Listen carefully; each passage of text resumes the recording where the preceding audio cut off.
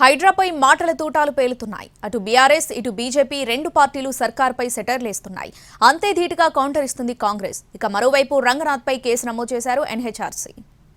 హైదరాబాద్లోని చెరువులు, పార్కుల పరిరక్షణే ధ్యేయంగా హైడ్రాను ప్రభుత్వం ఏర్పాటు చేసింది.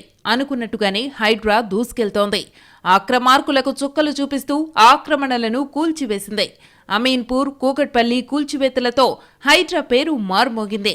మూసీ పరివాహకంలో ఉన్న ఆక్రమణలను కూడా తొలగించే పనిని హైడ్రాకు అప్పగించింది ప్రభుత్వం. దీనికి సంబంధించి మార్కింగ్ కంప్లీట్ చేసింది హైడ్రా. ఇలాంటి పరిస్థితుల్లో హైడ్రా కమిషనర్ రంగనాథ్పై ఎన్హెచ్ఆర్సీ కేసు నమోదు చేసింది.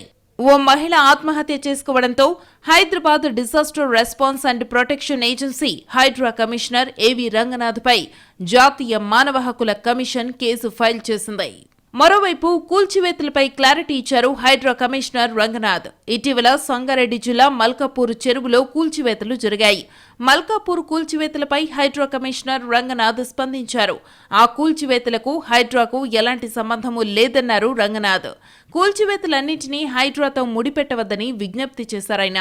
మరోవైపు హైడ్రా అధికారులకు సంగారెడ్డి మాజీ MLA, TPCC working president Jaggareddy ultimatum జారీ చేశారు. హైడ్రా పేరుతో సంగారెడ్డి నియోజకవర్గ ప్రజల్లో అనవసర భయాందోళనలు సృష్టించవద్దన్నారు.